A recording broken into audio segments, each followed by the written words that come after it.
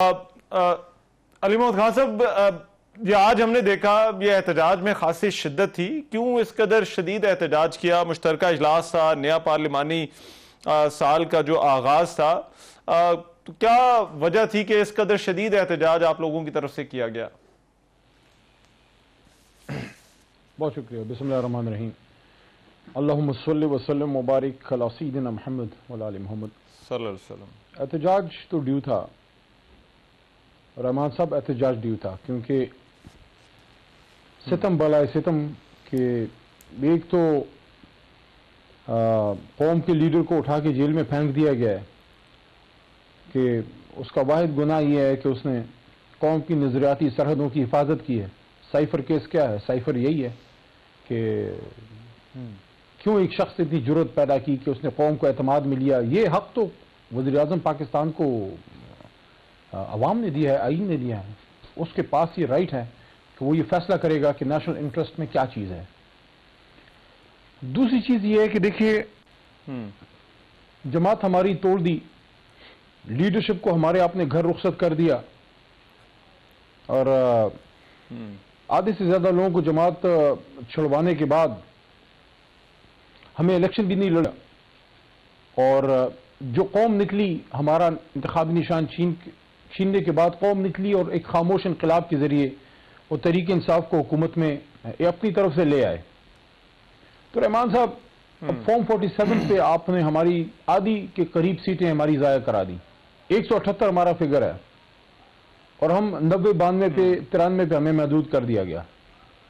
انہی فارم 47 کے لوگوں کو اللہ کے 100 ناموں کے نیچے ایک جیلی آپ نے اوتھ اٹھایا. جب آپ کو پتا ہے آپ ہارے میں اور آپ اوتھ اٹھا رہے ہیں، کس چیز کا اوتھ اٹھا رہے ہیں؟ اس پہ جو صدر صاحب بنے، آپ مجھے بتائیں. اچھا، ابھی تک انہوں نے اپنا وہ عہدہ بھی نہیں چھوڑا جماعت کا، جا کے نوڈیروں میں اسپیچ بھی کر رہے ہیں. اور ابھی حال ہی میں ہماری سب کی چھوٹی بہن ہے، بی بی صاحبہ شہید کی بیٹی، ان کو آپ نے الیکٹ کروایا ہے. اچھی بات ہے، آپ الیکٹ کروائیں، لیکن الیکشن تو لڑوائیں. الیکشن لڑائے بغیر آپ نے ہمارا بندہ الیکشن ہی نہیں لڑنے دیا. یعنی کہ آپ کی وہ بیماری جو سن 77 سے چل رہی ہے وہ آج تک چل رہی ہے کہ بلا مقابلہ آپ نے کرانا ہے. یہ ساری چیزیں اکٹھی ہوئی ہیں. تو میرے خیال میں احتجاج تو شاید اس سے بھی پرزور ہوتا. وہ زرداری صاحب ہی جلدی میدان چھوڑ کے نکل گئے. تھوڑا سا سپیچ لمبی کرتے تو احتجاج ذرا زور پکڑتا. ہم تو ابھی اپنے گلے تازہ کر رہے تھے. لیکن ابھی تک ہم نے جو سیشنز دیکھے ہیں، ایسا لگتا ہے کہ پی ٹی آئی اس ایوان کو چلنے نہیں دینا چاہتی، جس طرح سے احتجاج ہو رہا ہے اور ہر سیشن میں ہو رہا ہے. نہیں، دیکھیں، احتجاج تو ہم کریں گے. یہ نہیں ہو سکتا کہ آپ جیلی اسمبلی بٹھا دیں، فارم 47 پہ بندوں کو لیں اور آپ ہمیں کہیں احتجاج بھی نہ کریں. احتجاج ہوگا، پرزور ہوگا اور اس سے زیادہ ہوگا. جب تک عمران خان صاحب کو آپ ریلیز نہیں کرتے، اسیران کو باہر نہیں لاتے، اور جب تک مینڈیٹ کی واپسی کا کوئی طریقہ نہیں بنتا، یہ بالکل نہیں ہوگا. اگر کسی کا یہ خیال ہے کہ ٹائم گزرنے کے بعد ہم احتجاج چھوڑ دیں گے اور بزنس ایز یوزول ہو جائے گا، there will be no business as usual.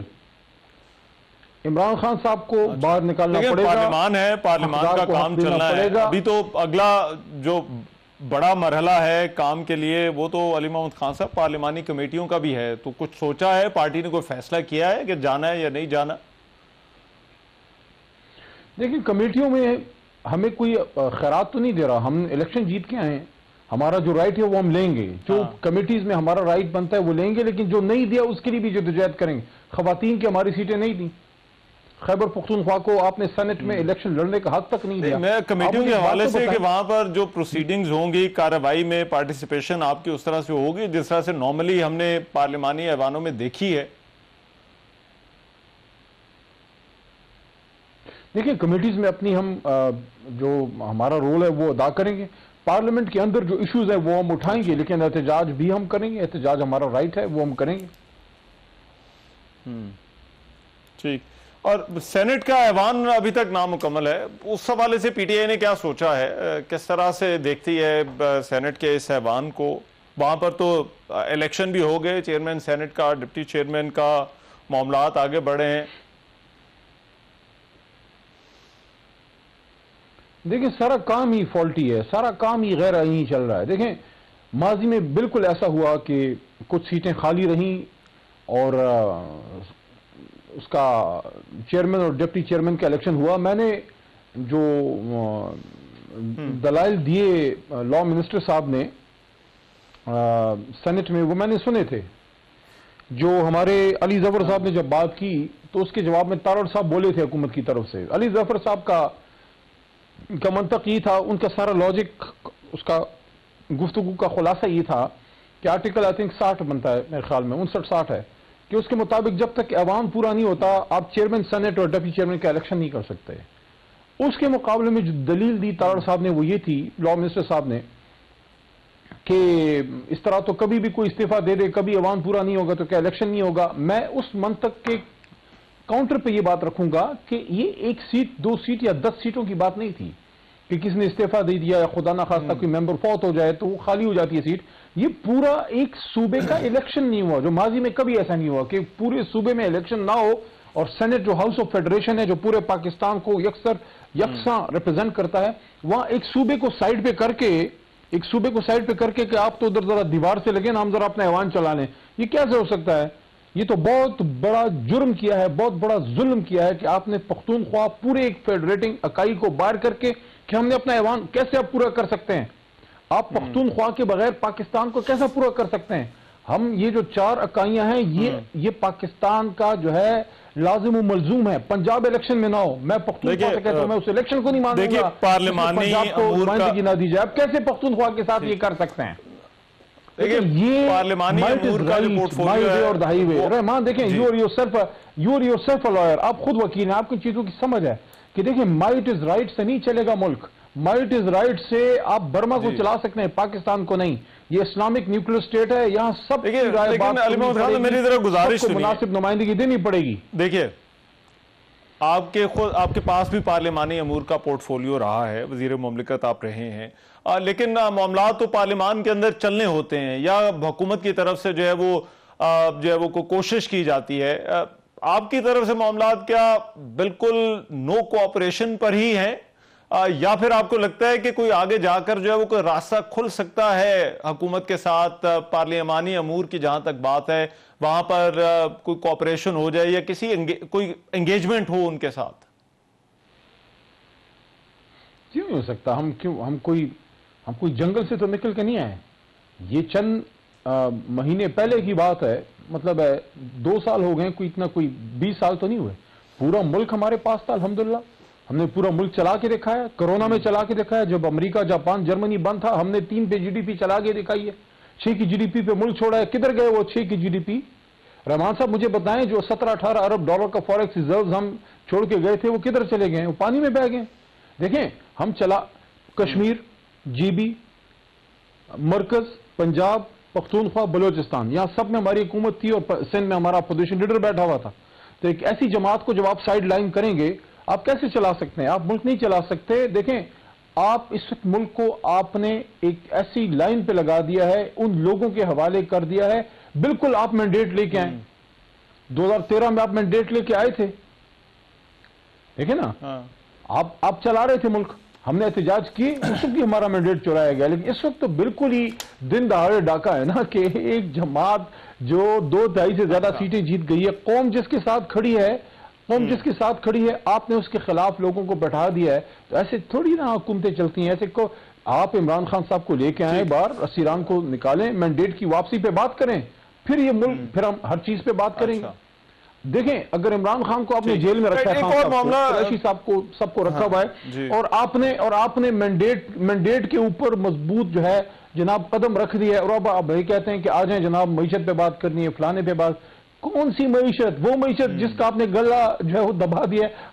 آج ملک کا وزیر اعظم گلی گلی تندور پہ جا کے روٹیوں کے ریٹ چیک کر رہے ہیں. اور بھئی آپ اصل کرنے کے کام کریں, آپ نظام درست کرنے کے کام کریں, حق بات کریں, جس کا حق ہے اس کو دیں. عوام نے جس کو دیکھیں, سب سے بڑا ڈاکہ قوم, اس سے بڑی آئین کی توہین نہیں ہو سکتی کہ قوم نے ووٹ کسی اور کو دیا اور آپ نے اوپر کسی اور کو بٹھا دیا. ایسے تو وائسرائی بھی نہیں کرتا تھا یار, کوئی نہ کوئی وہ بھی لیپا پوتی کر لیتے تھے.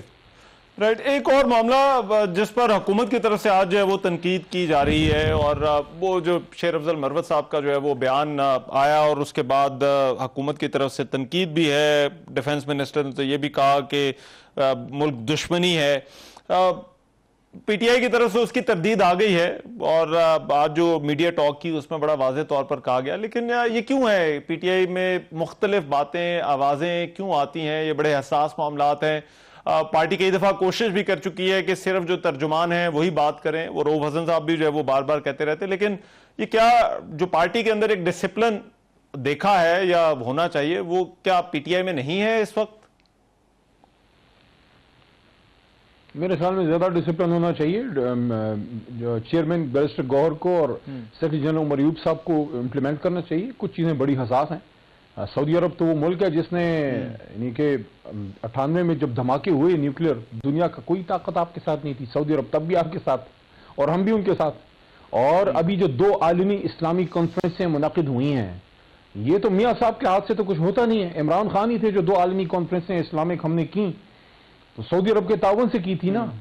وہ جو پورے عالم اسلام کو اکٹھا کیا تھا کس کے تعاون سے کیا تھا؟ سعودی عرب کے تعاون سے کیا تھا.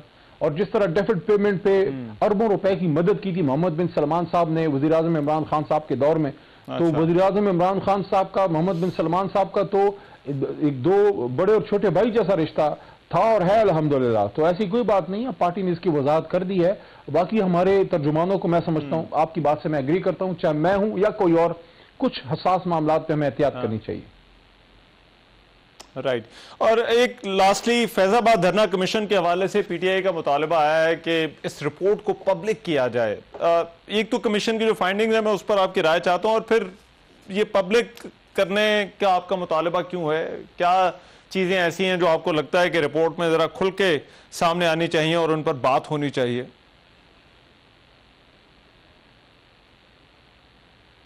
دیکھیں، یہ تو اس پہ میں نے ڈیفنس منسٹر کا بھی سنا، خواجہ آصف صاحب کا بھی میں اس دن سن رہا تھا، اور اس پہ اور بھی جو اوپینینز آ رہے ہیں. یہ رپورٹ مکمل تب ہوگی جس میں تمام ذمہ دار سٹیک ہولڈرز کا اوپینین اور ان کی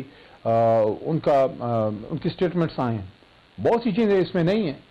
تو میرے خیال میں تو جب تک اس کو پبلک نہ کیا جائے، تاکہ اس کو اوپنلی دیکھ لیا جائے کہ اس میں ایشوز کیا سامنے آئے. سب سے بڑا سوال تو یہ پیدا ہوتا ہے، سب سے بڑا سوال یہ پیدا ہوتا ہے کہ جب میاں نواز شریف وزیر اعظم تھے میرے خیال میں ان دنوں، تو شہباز صاحب وزیر اعلیٰ تھے. شاہد خاقان نے پنجاب سے اور شہباز شریف وزیر اعلیٰ تھے. ہاں تو شہباز صاحب نے بال ادھر پھینک دی.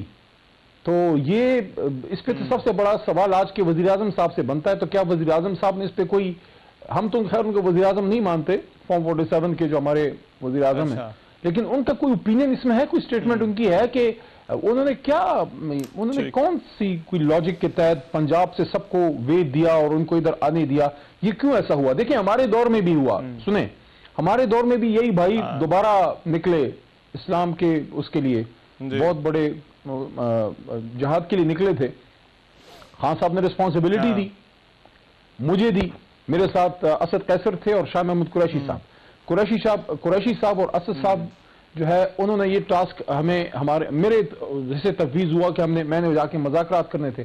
ہم نے تو نہیں کہا کہ جناب ان کو ادھر آنے دیں اور اسلام آباد آنے دیں. میں خود گیا، میں وہاں پہ بیٹھا، محترم اسد صاحب جو ہیں اپنا ان کے جو ہیں سعد صاحب جو ہیں، سعد صاحب کے ساتھ بیٹھے، گفتگو ہوئی، اور جیلم برج تھا میرے خیال میں، وہاں سے سٹینڈ آف ہم نے کلیئر کرا کے دیا. اللہ کے کرم سے وہ واپس آئے، اللہ کے کرم سے، کیونکہ بالکل لیکن وہ آج وزیر داخلہ کا جو بیان، ٹھیک آپ دیکھیں، ایک تو وہ آپ نے اپنا بتایا، لیکن جو وزیر داخلہ ہیں، میری ذرا گزارش سنیں، میں کیونکہ چاہتا ہوں کہ آپ کا ذرا اس پر اپنی رائے دیجیے گا کہ وزیر داخلہ نے تو کہا ہے کہ ان کو تو معاہدہ کر کے بتایا گیا کہ یہ معاہدہ ہو گیا ہوا ہے اور اسی پر جو ہے وہ جانا ہے، اور شاہد خاقان عباسی کو معاہدہ بعد میں جو ہے وہ دکھایا گیا. تو آپ کو لگتا ہے وزیر داخلہ کا یہ بیان درست ہوگا، ایسا ہی ہوا ہوگا؟